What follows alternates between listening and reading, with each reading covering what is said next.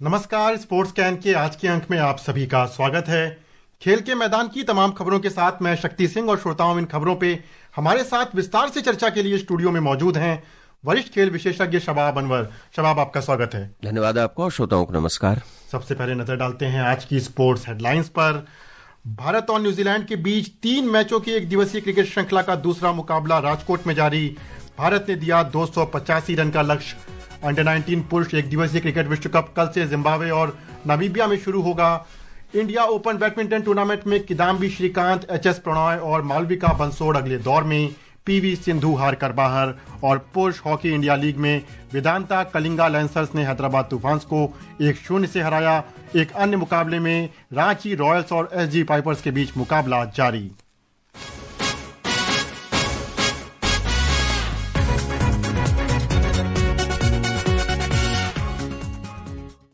भारत और न्यूजीलैंड के बीच 3 मैचों की एक दिवसीय क्रिकेट श्रृंखला का दूसरा मुकाबला इस समय राजकोट में खेला जा रहा है। भारत ने 285 रन का लक्ष्य दिया है, जिसके जवाब में न्यूजीलैंड ने ताजा समाचार मिलने तक 37वें ओवर में 2 विकेट पर 202 रन बना लिए हैं। इससे पहले बल्लेबाजी करते हुए भारत ने निर्धारित 50 ओवर में 7 विकेट खोकर 284 रन स्कोर बोर्ड पर चढ़ाए। भारत के लिए केएल राहुल ने 92 गेंदों पर शानदार नाबाद 112 रन की शतकीय पारी खेली। भारतीय टीम पहले से श्रृंखला में 1-0 से आगे है। तो अपनी चर्चा को यहीं से शुरू करते हैं। शबाब जी, भारतीय टीम जिस समय जिस स्थिति में है, न्यूजीलैंड पकड़ मजबूत करते हुए जा रहा है। यह 7 गेंदबाज भारतीय कप्तान ने आजमाए हैं।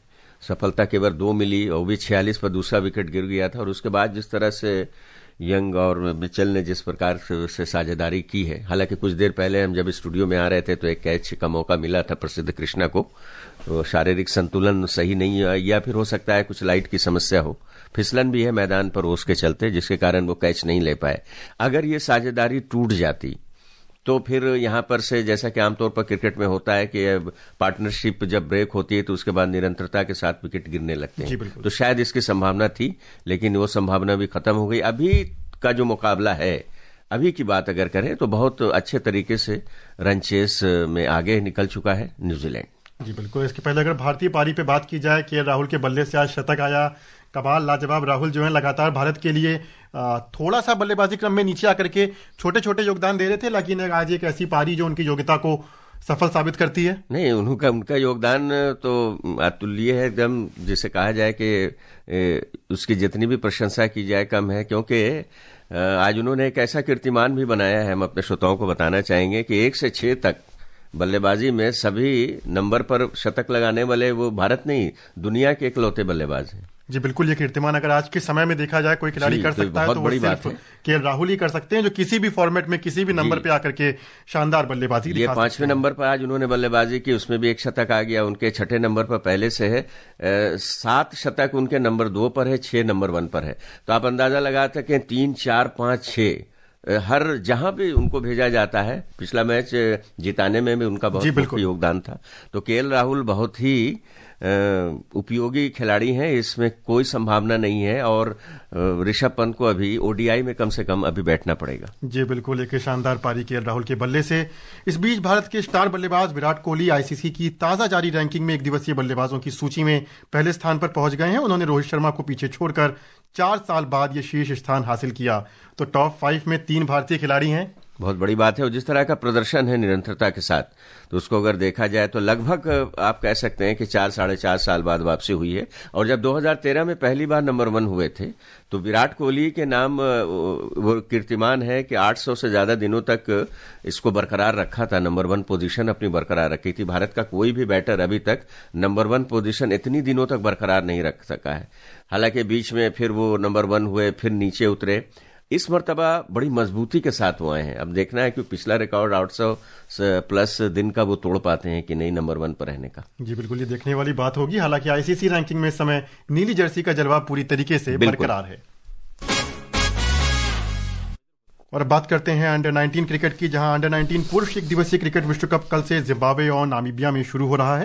अंडर 19 पुरुष एक दिवसीय क्रिकेट विश्व कप इतिहास की सबसे सफल टीमों में से एक भारतीय टीम अपनी बादशाहत कायम करने के इरादे से कल मैदान पर उतरेगी।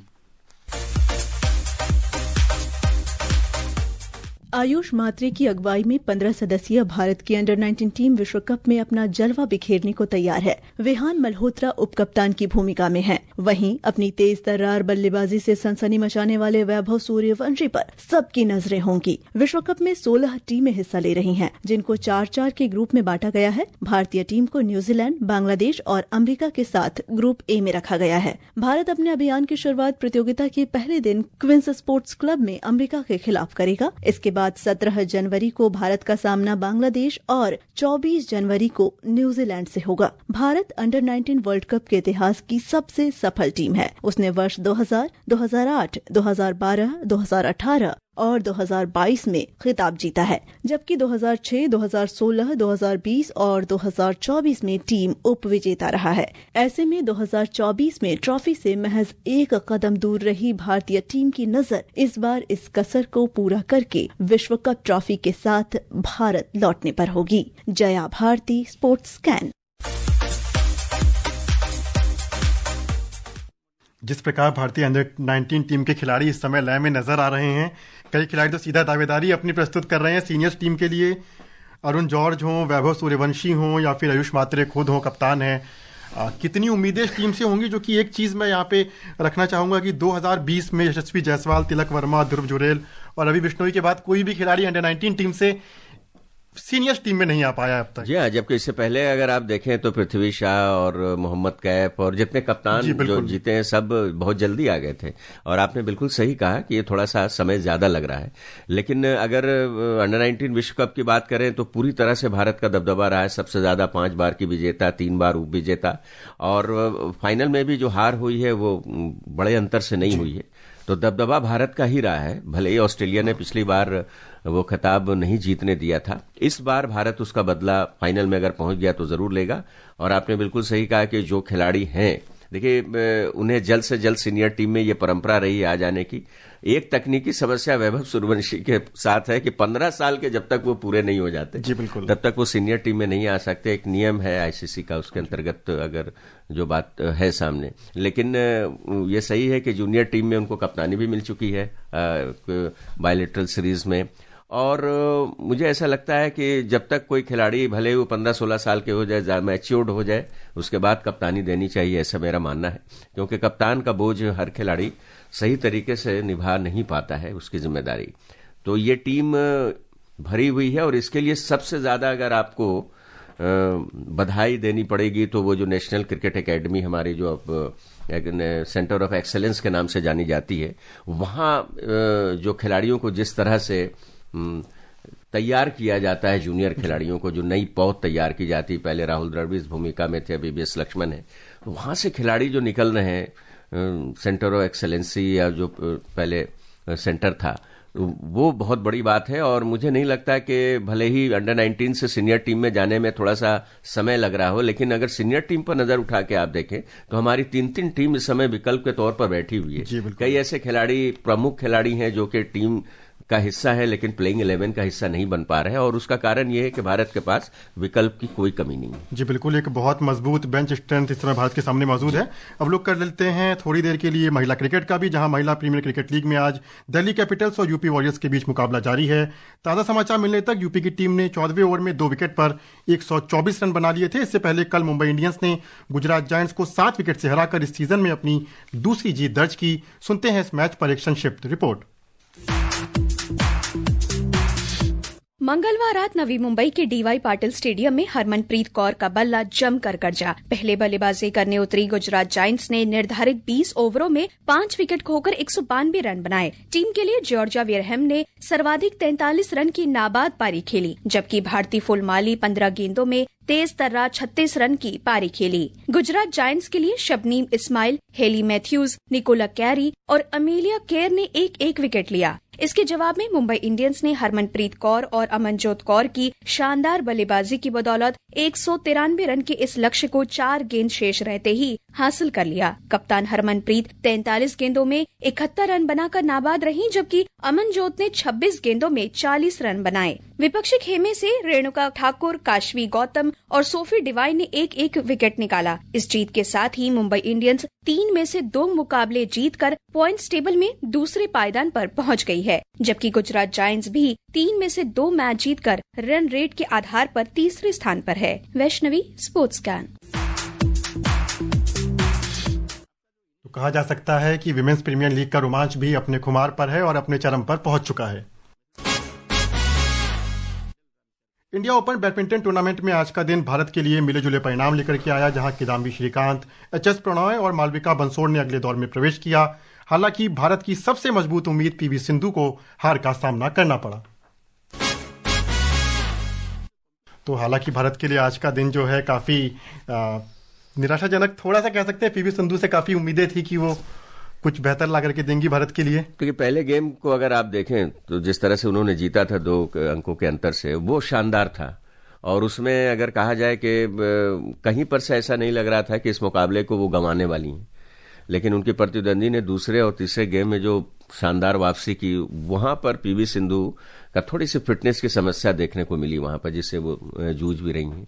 तो हालांकि उन्होंने देश के लिए तो अपना काम बहुत पहले ही कर दिया है, लेकिन फिर भी जिस स्तर के वो खिलाड़ी हैं, तो उम्मीद की जा रही थी कि कम से कम फर्स्ट राउंड का जो मुकाबला है वो आसानी से निकाल लेंगे। और जिस तरह की शुरुआत पहले गेम में हुई, लेकिन हो नहीं सका। अच्छी बात यह रही कि पुरुष वर्ग में 2 खिलाड़ियों को वॉकओवर मिला, बाई मिला पहले राउंड में, और उसके बाद आगे का जो अगला राउंड था उसमें अच्छा प्रदर्शन करते हुए आगे की जगह बनाई। मिक्स डबल्स में भी काफी उम्मीदें, कई युवा खिलाड़ी इसमें भाग आजमा रहे हैं। तो मुझे ऐसा लगता है जैसे जैसे टूर्नामेंट आगे बढ़ेगा, इस टूर्नामेंट से अच्छी खबर भारत के लिए मिलेगी। जी बिल्कुल, जानते हैं कि आज किन किन खिलाड़ियों के मुकाबले खेले गए, उनका प्रदर्शन देखने में कैसा रहा। दिल्ली के इंदिरा गांधी इंडोर स्टेडियम में आज इंडिया ओपन बैडमिंटन टूर्नामेंट के दूसरे दिन कई भारतीय बैडमिंटन खिलाड़ियों ने कोर्ट पर दमखम आजमाया। पुरुष सिंगल्स में किदाम्बी श्रीकांत ने अपने ही देश के थरुण मन्नेपल्ली को एक कड़े मुकाबले में 15-21, 21-6, 21-19 से हराकर प्री क्वार्टर फाइनल में प्रवेश किया। वहीं एच.एस. प्रणॉय ने अपने पहले राउंड के मैच में हांगकांग के ली चेउक यू को 22-20, 21-18 से मात दी। महिला सिंगल्स में पूर्व विश्व चैंपियन और 2 बार की ओलंपिक पदक विजेता पीवी सिंधु पहले ही दौर में वियतनाम की थुई लिन गुएन से 22-20, 12-21, 15-21 से हार कर बाहर हो गईं। तन्वी शर्मा को भी पहले ही दौर में हार का सामना करना पड़ा। हालांकि मालविका बंसोड़ ने चीनी ताइपे की पै यू पो को 21-18, 21-19 से हराकर प्री क्वार्टर फाइनल में जगह बनाई। लेकिन महिला डबल्स और मिक्स डबल्स में भारत का प्रदर्शन निराशाजनक रहा और भारत की सभी जोड़ियों को हार का सामना करना पड़ा। विशेष शुक्ला, स्पोर्ट्स कैन। सिंधु पे हमने चर्चा की भी, लेकिन लक्ष्य सेन और किदाम्बी श्रीकांत, क्या कहेंगे इन दोनों खिलाड़ियों पर? पुरुष वर्ग में हमेशा भारत की उम्मीद रहे हैं और जिस तरह से अच्छी शुरुआत मिली, अच्छा स्टार्ट मिला है, तो हम उम्मीद करते हैं कि आगे अच्छा देखने को मिलेगा, चूंकि इनका जो पिछला रिकॉर्ड है काफी शानदार है। उधर पुरुष हॉकी इंडिया लीग में वेदांता कलिंगा लेंसर्स ने हैदराबाद तूफान को आज 1-0 से हरा दिया। वहीं कल हुए एक मुकाबले में सांची बंगाल टाइगर्स ने तमिलनाडु ड्रैगन्स को 5-3 से करारी शिकस्त दी। आज एक अन्य मुकाबले में रांची रॉयल्स और एसजी वाइपर्स के बीच मुकाबला जारी है। तो यहाँ पर भी लगातार वेदांता कलिंगा का अपना शानदार प्रदर्शन जारी है और इसके बीच सांची बंगाल टाइगर्स भी लगातार मैदान पे अच्छा खेल दिखा रही है। जी, सबसे अच्छी बात है कि जो फिनिशिंग है वो बहुत शानदार देखने को मिल रही है। पेनल्टी कॉर्नर कन्वर्ट किए जा रहे हैं, जो कि भारतीय हॉकी की एक कमी के तौर पर देखा जाता था नेशनल टीम में भी। लेकिन ये लीग से ये सबसे ज्यादा फायदा हो रहा है कि एक खिलाड़ियों को आपस में एक दूसरे के साथ न खेलने का मौका मिल रहा है, कि लगातार अभ्यास जारी है और यहीं से खिलाड़ी फिर आगे राष्ट्रीय दल का भी हिस्सा होते हैं। तो दोनों ही लीग बहुत ही कामयाबी के साथ जारी है। और अब खुशखबरी फुटबॉल प्रेमियों के लिए है कि आईएसएल जो बंद हो गई थी वो भी शुरुआत होने जा रही है। तो लीग चाहे वो क्रिकेट की हो या किसी भी खेल की बेहद जरूरी है। खिलाड़ियों को मौका मिलता है ज्यादा अभ्यास करने का, ज्यादा मैच खेलने का और अपने प्रतिद्वंदी को समझने का। जी बिल्कुल। और अब चलते चलते एक बार स्कोर पे वापस नजर डाल लेते हैं। भारतीय टीम ने तीसरा विकेट तो हासिल कर लिया है। कुलदीप यादव ने अपनी गेंदबाजी से इस पार्टनरशिप को तोड़ने का काम किया है और न्यूजीलैंड 39 ओवर में 3 विकेट पर 217 रन बना चुकी है। और श्रोताओं, इसी के साथ मुझे अनुमति दीजिए और आप सभी का बहुत बहुत धन्यवाद।